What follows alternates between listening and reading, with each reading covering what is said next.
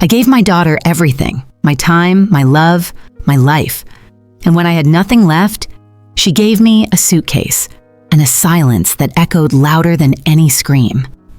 I never imagined I'd be thrown out like yesterday's mail, betrayed not just by blood, but by the man she married, a man who saw my grief as weakness and my presence as debt. They thought I was broken, discarded, forgotten, but what they didn't know, what no one knew, was that I carried a secret older than them both, a secret that tied me to a legacy they could never touch. And when I pulled that thread, the entire fabric of their world began to unravel. This isn't just a story of betrayal. It's about what happens when a quiet woman stops asking to be seen and starts watching from above. Buckle up, because this reckoning doesn't knock. It walks in the front door, holding the keys you didn't know you gave away. They say grief softens with time. Whoever said that never tried sleeping in a silent house that once echoed with laughter. After my husband died, I'd wake up instinctively at 6:12 every morning just to hear the absence of his voice. The bed felt too big, the coffee too bitter, the walls too full of memories. I tried to stay strong for Amanda. She was all I had left. When she offered me a room in their place just outside Dallas, I didn't hesitate. Of course I said yes. I thought love meant something. I thought blood mattered. The day I moved in, Amanda hugged me tight. "It'll be good, Mom," she said, "just until you figure things out." Her husband, Trent, barely glanced up from his phone. That should have been my first clue. But I told myself he was just adjusting, so I adjusted too. I stayed quiet. I cleaned. I folded their laundry without being asked. I kept my footsteps light and my voice lighter. I tried to be useful, desperately so. That's what mothers do when they no longer have anything to offer but presence. We become shadows.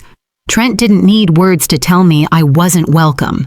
It was in the way he left a dirty plate on the table right after I'd cleaned the kitchen, or the way he changed the TV channel while I was watching the news, never asking, never even looking at me.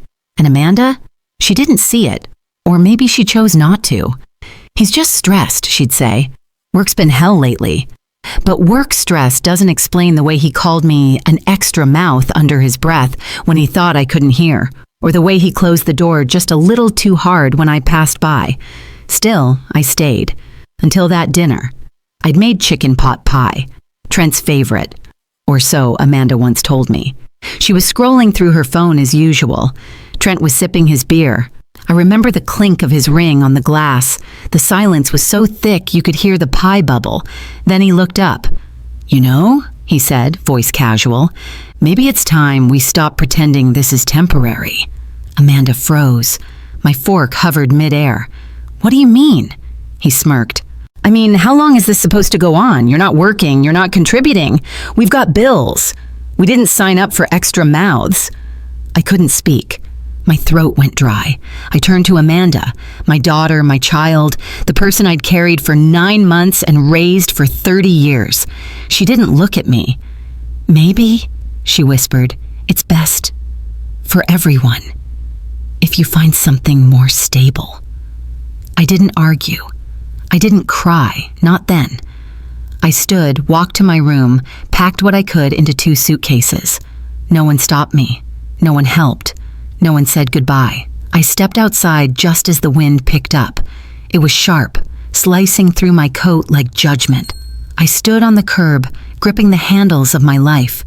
The building I helped them pay for stood behind me, warm, lit, full of people I loved. And I had no key, no invitation, no place left in it. That was the night I stopped being a mother. That was the night I became something else. The street lamp flickered above me, casting long shadows that stretched like questions across the pavement. I sat on the cold curb, 1 suitcase on either side, like bookends to a chapter I never meant to end. Cars passed, none of them slowing. The night deepened. My phone battery was dead, but even if it hadn't been, I didn't know who I'd call. There wasn't anyone left. I ended up at a motel near the interstate, the kind with chipped paint, paper-thin walls, and a vending machine that ate quarters like candy. I paid for 2 nights with the cash I had on me, emergency money I'd kept tucked in an envelope in my purse for years. Back when I thought emergencies meant car trouble or a trip to urgent care. Not homelessness, not betrayal. The room smelled like bleach and regret. I sat on the bed for a long time, staring at the blank TV screen. I tried to cry, but the tears wouldn't come. Not yet. It was like my body knew I didn't have the luxury of falling apart. The next morning, I charged my phone at the motel lobby. One message. From me. I'd sent it the night before I left while packing in silence. I understand. I love you always. There was no reply. Over the next few weeks, I sent more. Little updates, photos of coffee cups and cloudy skies, birthday reminders, silly memories. Still nothing. Not even a read receipt. I tried to find work, something, anything. I walked to a dozen stores in the area, resume folded neatly in my purse, grocery clerks, receptionist spots, even a diner off the highway with a handwritten "Help Wanted" sign in the window. But no one wanted to hire a grieving woman in her late 50s with no recent work history and a hollow look in her eyes. They smiled politely, took my resume, and tossed it the second I walked out the door. Each day felt longer than the last. Nights were the worst. I'd lie awake and think of Amanda's 3rd birthday when she smeared frosting on my nose and said, "You're the best mommy ever." Or the time she called me crying from college because she failed her chemistry midterm and needed to hear that she wasn't a failure. She used to need me. Now I was a ghost. One evening, I pulled out a box I'd grabbed on instinct while packing.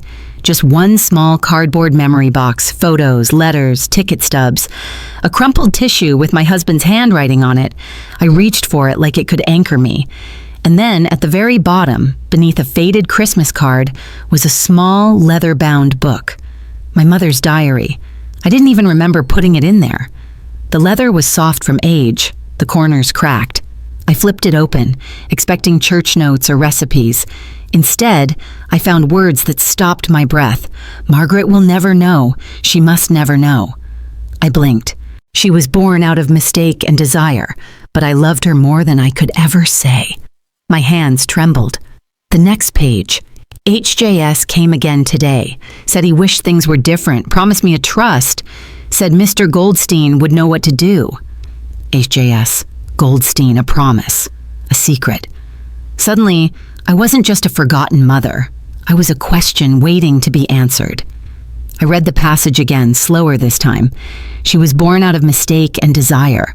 My mother's handwriting was as familiar as my own, looped, careful, always in black ink. I could still see her hunched over our kitchen table on late nights, a cup of tea beside her and that tired look in her eyes. But what stunned me, more than the words, was the truth they hinted at. My mother had carried something for decades, hidden beneath casseroles, PTA meetings, and bedtime stories. A secret I was never meant to know. That I was the result of an affair, unwanted in origin, but not unloved. I closed the book slowly and stared at the peeling wallpaper in the motel room. The hum of the vending machine outside was steady, as if the world hadn't just shifted under my feet. For a long time, I didn't move. But grief has a funny way of loosening knots when you least expect it. Beneath the heartbreak, something stirred, a whisper I hadn't heard in months. Purpose. The next morning, I took the diary to the motel's shared computer and searched the name, Leonard Goldstein. It wasn't easy.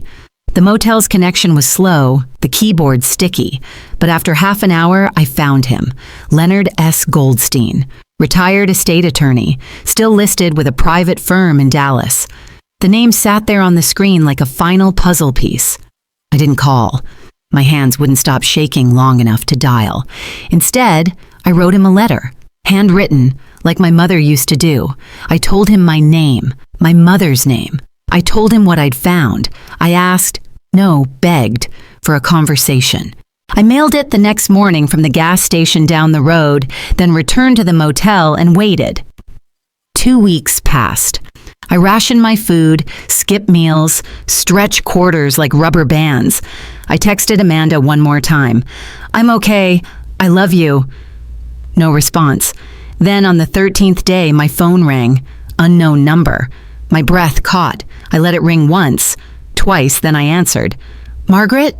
The voice said, hoarse, like it hadn't spoken my name in years. "This is Leonard Goldstein. I was expecting you."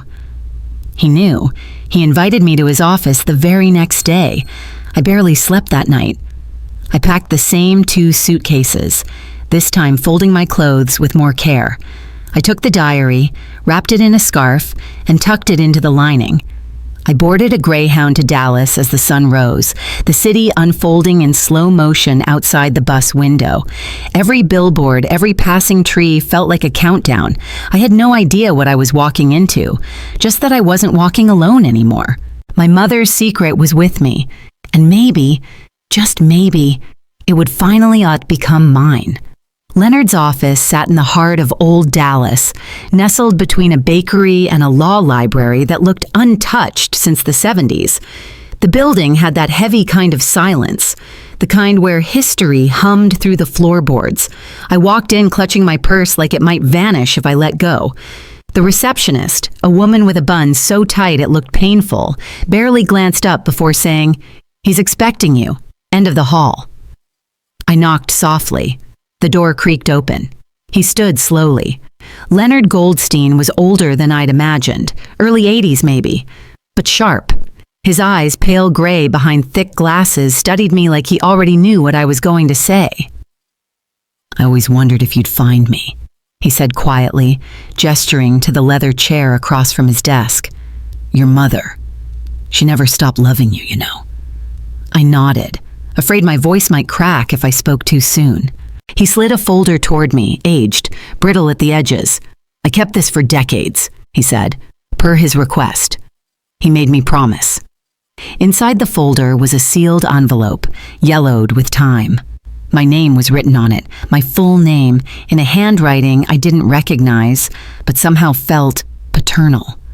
I opened it slowly. The pages inside were fragile. The words were not. "Margaret Louise, you were never a mistake to me." The letter spilled a confession. Harold James Sterling, oil magnate, married man, father to another family, and the man who had loved my mother in the quietest, most cowardly way possible. He hadn't claimed her, or me, but he had tried, in his way, to leave something behind. I have ensured that a portion of my personal assets, inaccessible through public estate filings, be placed in trust for you. Mr. Goldstein knows the arrangements. You are my blood, and though I was too much of a coward to say it in life, I say it now, in death. I couldn't breathe. Goldstein handed me another file. Inside, bank statements, investment portfolios, property titles. Not just a trust, a legacy. A quiet, hidden inheritance worth just over $1.7 million. I stared at the numbers. They didn't make sense. Not because they were so high, but because they were real, tangible, mine. "I never wanted to keep this from you," Goldstein said gently. "But the deal was, only if you came looking." He said, "She'll come when she's ready, when the world pushes her to the edge." The edge? I'd been living there for months. I left the office dazed. The air outside felt different, thicker, like it knew something I didn't. I walked to a nearby park and sat on a bench, the letter folded carefully in my lap. Around me, people moved with purpose. Joggers, dog walkers, young parents with strollers. I watched them like they were part of a life I used to live. But I wasn't one of them anymore. Not just a mother, not just a widow. I was the daughter of a hidden truth, and for the first time in what felt like forever. I smiled. I didn't go back to the motel. Something had shifted inside me, something permanent. I booked a short-term rental in downtown Austin, a place with white walls, clean lines, and a view of the city that didn't remind me of anything. It smelled like citrus and new beginnings. I unpacked my bag slowly, folding each shirt like it belonged in a life I hadn't lived yet. The diary went into the nightstand drawer, not hidden, just waiting. I started dressing differently, not glamorous, but intentional.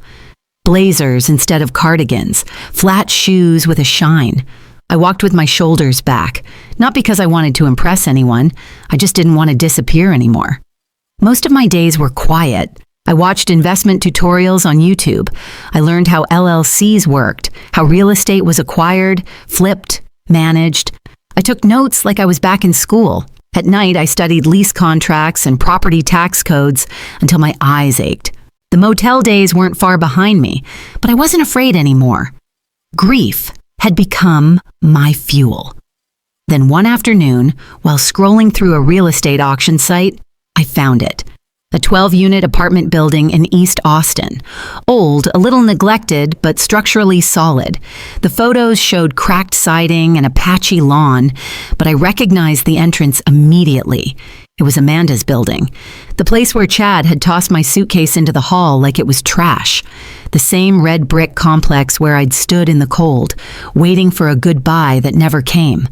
The listing was buried. Distressed asset. Tax default, probate complications, auction in 2 weeks.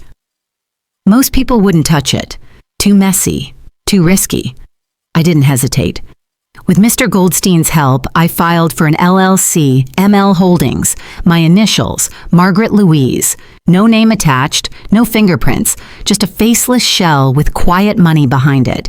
We placed the bid anonymously and waited.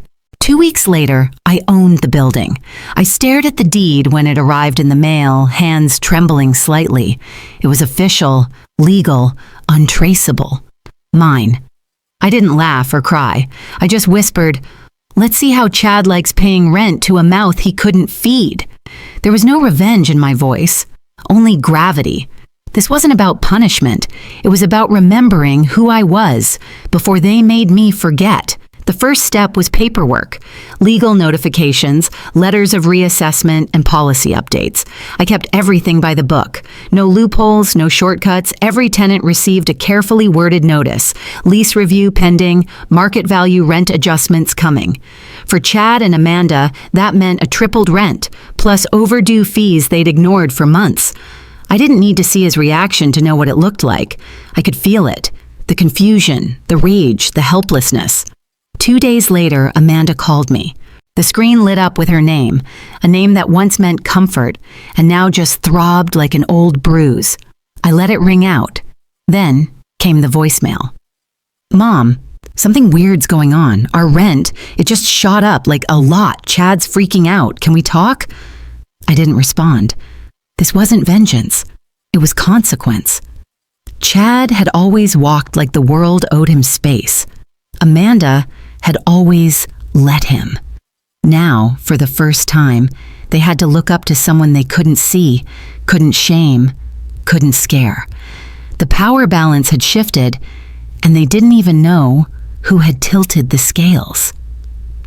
I drove by the building late one night, parked across the street with the engine off. Their unit lights were on. I could see shadows moving. Amanda pacing, Chad shouting. His silhouette was unmistakable even through the curtains. Arms raised, angry, unhinged. I watched for a minute, then drove away, not out of triumph, out of mourning. Because even now, with the deed in my name and justice in my pocket, a part of me still ached. Not for revenge, for what could have been, for the daughter I'd raised, for the one who didn't walk me out, for the woman who chose silence over me. But I knew better than to reach back. Some lessons don't come with do-overs. They come with deeds. Silence became my weapon. The more they scrambled, the quieter I got. Chad started sending angry emails to the property manager, demanding explanations, throwing legal jargon around like it made him important. The manager responded with scripted clauses. Per market reassessment guidelines, lease adjustments fall within standard policy. He was unraveling. And I didn't lift a finger. I had cameras installed, nothing invasive, just the usual upgrades. Better locks, security lights, updated mailboxes. I changed the building signage, repainted the lobby, everything under ML Holdings. My name never showed up, but my presence was everywhere. In every hallway light that worked, in every noise complaint addressed, in every maintenance request handled on time. The building was getting better. And Chad? He was falling apart. Amanda started calling more. leaving voicemails in a tone I hadn't heard since she was a teenager. "Mom, I miss you.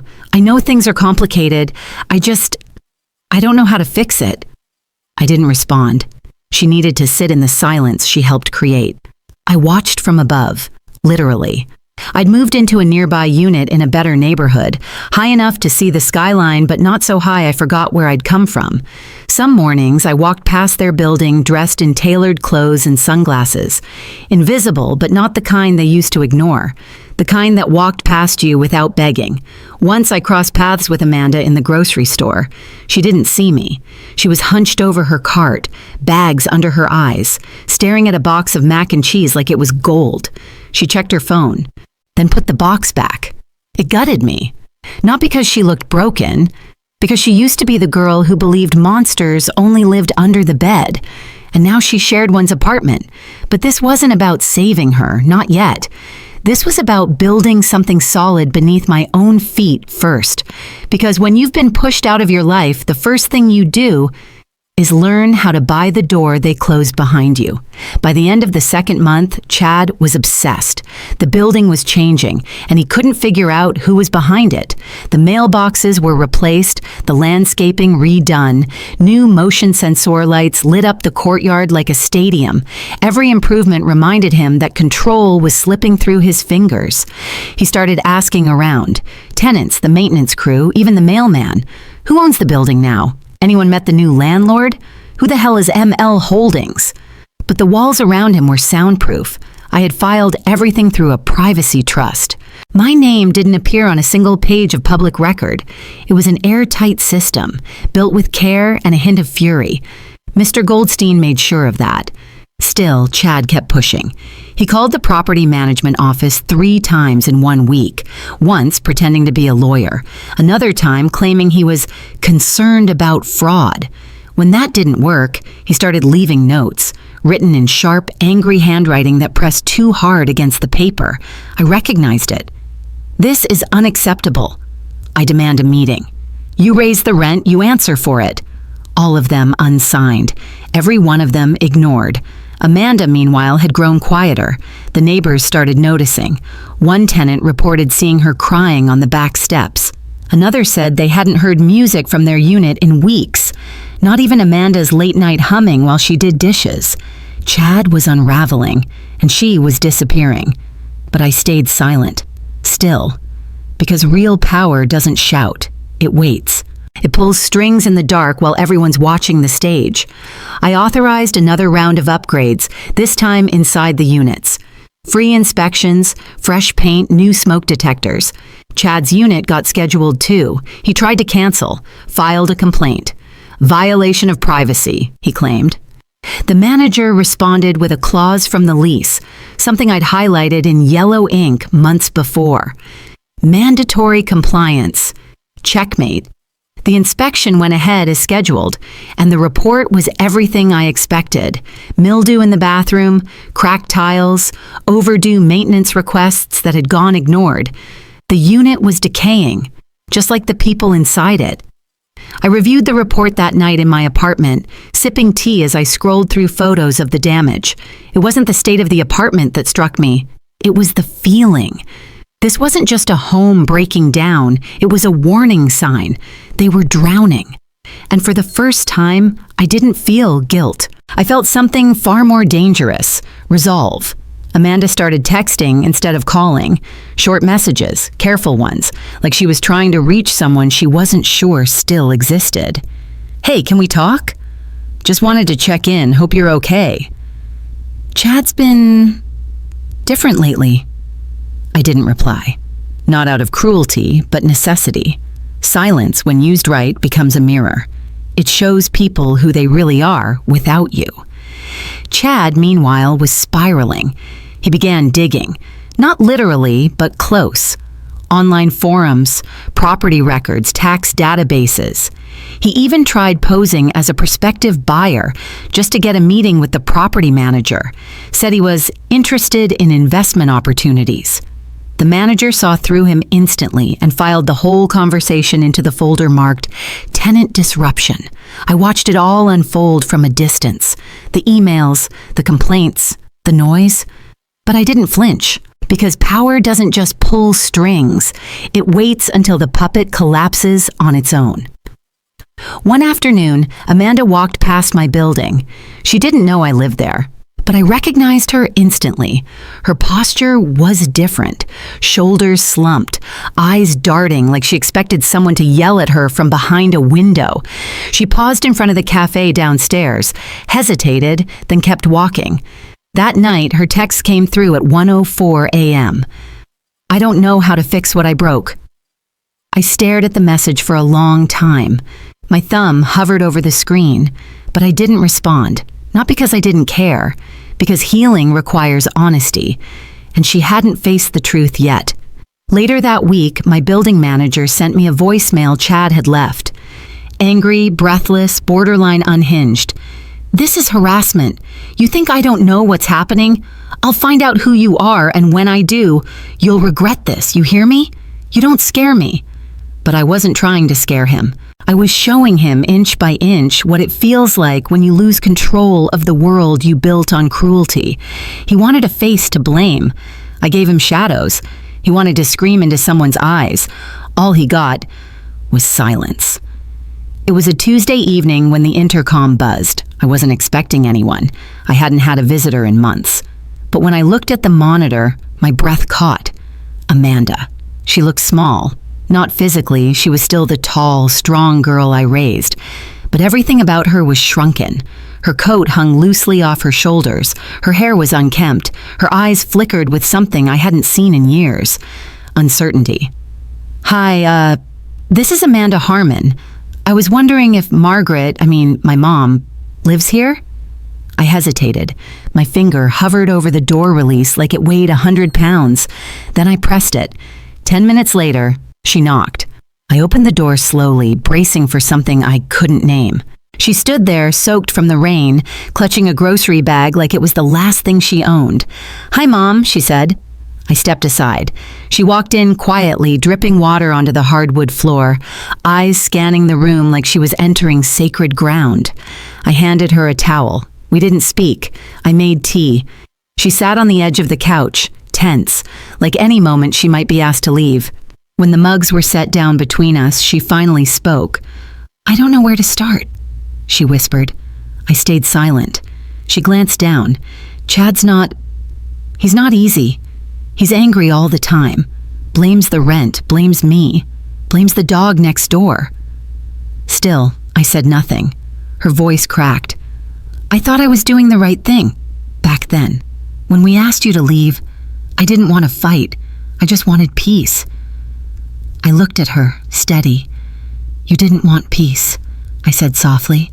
"You wanted silence, and I gave it to you." She flinched. A real physical reaction, like the truth had hit her in the chest. "I miss you," she said, eyes wet. "But I don't know how to fix this." I watched her for a long moment, then handed her the tea. My hands were steady. Hers trembled as she took it. "We don't fix what's broken by pretending it never shattered," I said. "We rebuild, one truth at a time." She didn't ask for forgiveness, not yet, and I didn't offer it. But for the first time in years, she didn't look away when I spoke. That was something, maybe even the start of everything. Chad couldn't let it go. He had become obsessed, paranoid even. The rent increase was no longer just a financial burden. To him, it was a challenge, a humiliation, an insult that needed avenging. He started digging deeper. Phone calls to the property office turned into rants.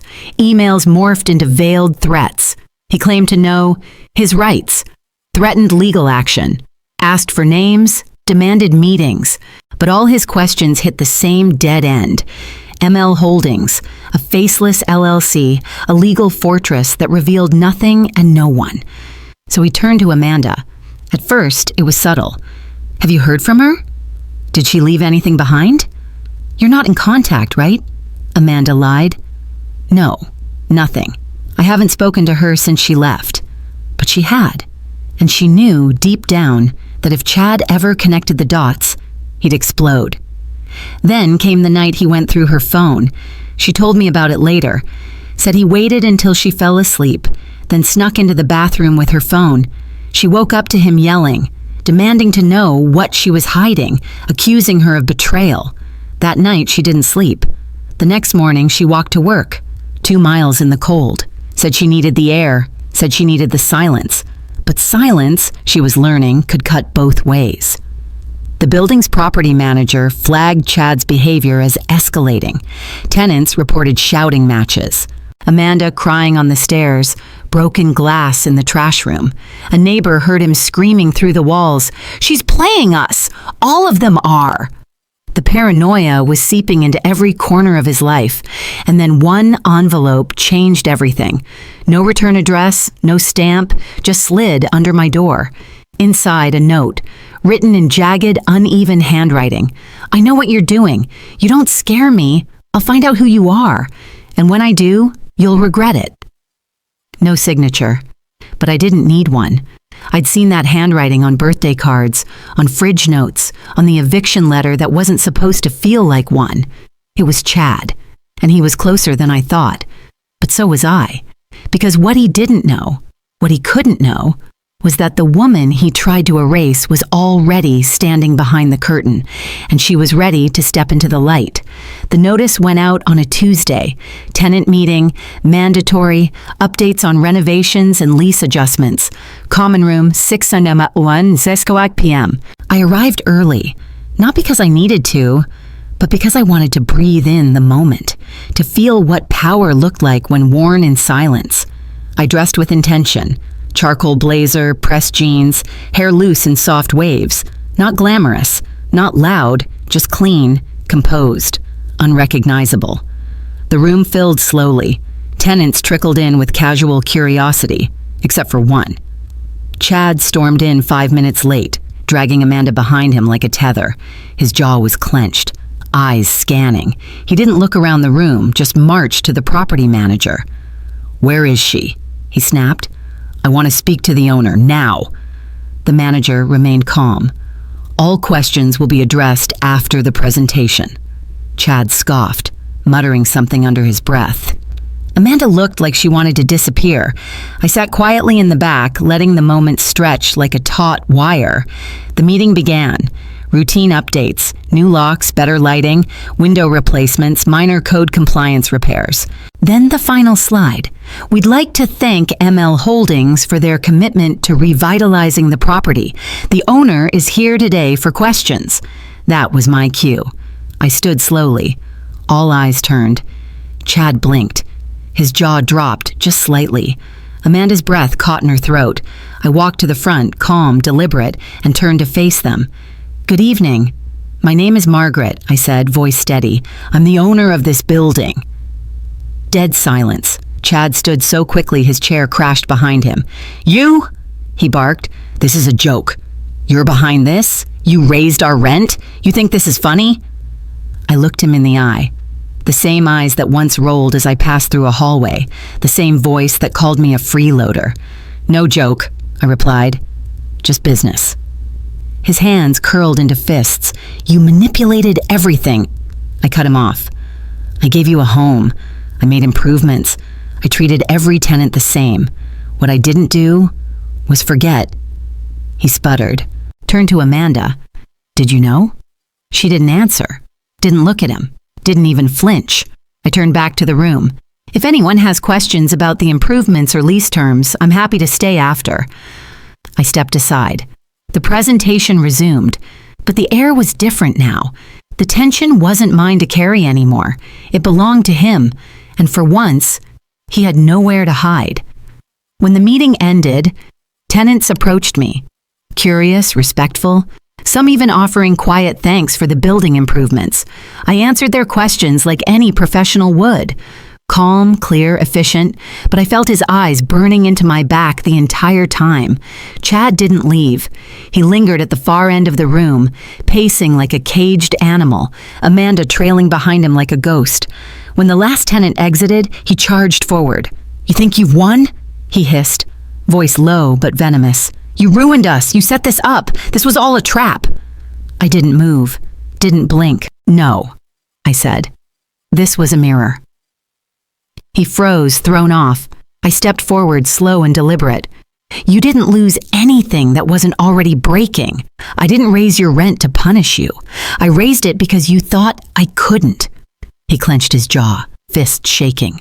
"You're nobody." I leaned in, just slightly. "And yet, here you are, cornered by a nobody." Amanda shifted behind him. Her voice cracked when she spoke. "Chad, stop." He turned, stunned. "What?" "Just stop," she said again, firmer this time. He looked at her like she'd slapped him. She turned to me, her eyes glassy but steady. "I didn't know. About the building, about the money, about any of it." I nodded slowly. "That's because you didn't ask." Chad scoffed, stepping back like he couldn't stand the sight of either of us. "You two deserve each other," he spat. "No," I said gently. "She deserves better." That stopped him cold. Amanda's lip trembled. I didn't wait for more. I turned and walked away, every step echoing not with vengeance but with release. Because in that room, I didn't just take back my power, I left him with the silence he once weaponized against me. And Amanda, she stayed behind, eyes wide with something I hadn't seen in a long time. Clarity. They didn't move out, not yet. Chad's pride wouldn't let him. He raged for days, marched into the leasing office, demanded meetings, left voicemails dripping with entitlement, threatened lawsuits, claimed he'd expose whoever thought they could do this to him. He didn't realize the exposure had already begun, from the inside out. Amanda started walking to work.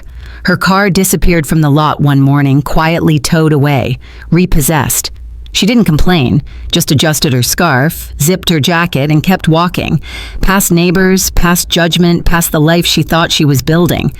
The lights in their apartment dimmed, literally. Utilities were cut back. Some nights, tenants reported seeing their windows dark before 8 p.m. Amanda washed clothes by hand in the bathtub, hung them over vents. She never said a word, but I saw it all. From the building manager's reports, from whispers in the hallway, from late-night glimpses of her sitting on the stairs, wrapped in a blanket, head bowed low. And then came the first twist, an anonymous maintenance report. Noise complaint, yelling, glass breaking, the kind of sounds that crawl through walls and stay in your bones. The tenant didn't name names, but I didn't need them to. The office checked in.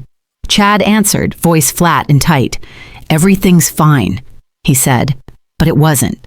The cracks weren't in the building. They were in the foundation of the world he thought he controlled, and they were spreading. Amanda didn't call me. Not yet. But she started showing up in places I didn't expect, quietly, almost like coincidence. The corner cafe I frequented on Wednesdays, the grocery store 2 neighborhoods over, a park bench 3 blocks from my building. She never approached, just sat nearby, waiting, maybe for courage, maybe for a sign. But she was there, watching, and I didn't look away. The knock came during a thunderstorm. Not a dramatic one, just steady gray rain tapping on the windows like a metronome for loneliness. I wasn't expecting anyone. I'd made chamomile tea, turned on the low lamp, and sat curled in my reading chair, a book open but unread. When the knock echoed again, soft, hesitant, I froze. Then I stood, opened the door, and there she was, Amanda, soaked to the bone, a grocery bag clutched to her chest like it was armor. Her hair plastered to her cheeks, mascara trailing like ash from a fire that burned too long. She opened her mouth but said nothing. I stepped aside. She entered quietly, dripping onto the hardwood floor. I handed her a towel, wordlessly, made tea, poured hers first. She sat on the edge of the couch like a guest, not a daughter, not anymore. "He thinks someone's targeting us," she said finally, voice thin. "He's obsessed." I waited. "He checks my phone now, my email. Last week he followed me to work, said he was making sure I wasn't involved." The word hung in the air like smoke. Involved. Her eyes flicked to mine. "Are you?" I didn't answer. "I found your building listed in a security notice," she said. "Recognized the management company, put it together." Of course she did. She was always smart, just blind when it mattered most. "I haven't told him," she whispered. "But he suspects, and he's unraveling." I took a sip of tea. "I miss you," she said, barely audible. But I don't know how to be near you anymore. You left, I said. She winced. No. You stood beside him when he pushed me out. That's not just leaving, that's choosing. She stared into her cup. I thought I could manage him, she said. If I was patient, if I kept the peace. You can't manage men like that, I said quietly. You survive them, or you leave. She said nothing, just sat there, tea trembling in her hands. When she finally stood to go, she paused at the door. I don't expect forgiveness, she whispered. I just needed to remember what it felt like, to be safe.